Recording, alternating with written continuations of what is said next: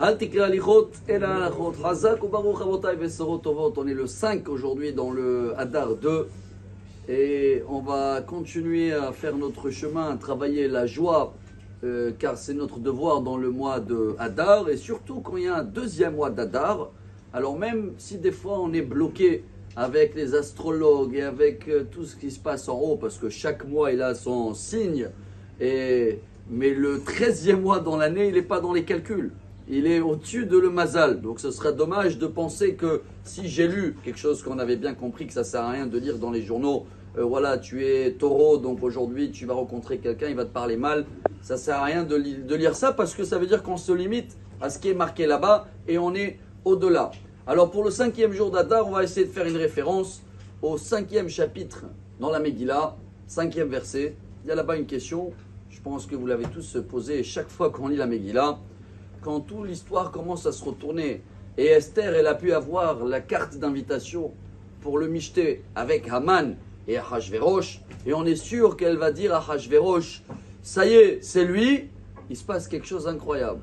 Le roi, il demande à Esther, Esther Amalka, ce que tu veux, je te donne jusqu'à la moitié de... Qu'est-ce qu'elle répond, Esther? Yavo Amelech ve'Haman, Mahar, el Mishté Asher Eselo. Voilà ma demande, est-ce que vous pouvez revenir demain, le roi et Haman, dans le Mishté que j'ai fait? Tout le monde demande cette question. Esther, tu as l'occasion. Le roi, il te propose, demande tout. Pourquoi elle n'a pas classé tout de suite? C'est lui, c'est Haman. Pourquoi elle a repoussé au lendemain ce qu'elle pouvait régler tout de suite? Une des réponses, c'est que, c'est ça qui est très très beau, hein, parce que comme les Juifs, ils étaient au courant que la reine, aujourd'hui, elle est avec le roi et Haman dans le Mishté. Ils avaient tellement d'espoir qu'elle voulait annuler tous les espoirs des Juifs, justement, qui vont parler, dire « Ah ouais, ça y est, Esther, elle nous a abandonnés, voilà, elle n'a rien fait. » Et donc, comme ça, ils vont tous se lier directement à Dieu. Et comme ça, l'histoire est réglée. Mais la réponse d'aujourd'hui, je crois que c'est un très beau message pour ce Shabbat, chers amis. Une semaine avant Purim, c'est au nom de Ben Yehoyada, le Ben Ishraï. Et c'est waouh, hein. Il nous apprend que Esther, le premier jour, comme c'est marqué « Vayavo, Hamelech, Ve'aman »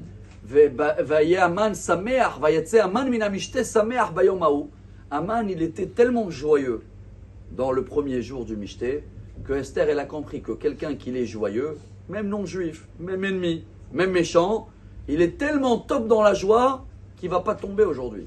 Ça ne sert à rien d'essayer de le piéger aujourd'hui. On va pousser demain où il va baisser un peu dans la joie et c'est ce qui s'est passé. De là, on tire un très grand message, chers amis. Si même les ennemis à nous, pendant qu'ils sont joyeux, on ne peut rien faire du mal pour eux. Eh bien alors si nous on est joyeux, malgré qu'on a du mal autour de nous, rien du mal peut y arriver. Alors à nous de faire un travail par force, comme on le dit dans le Télim, Shir Ma'alot 126.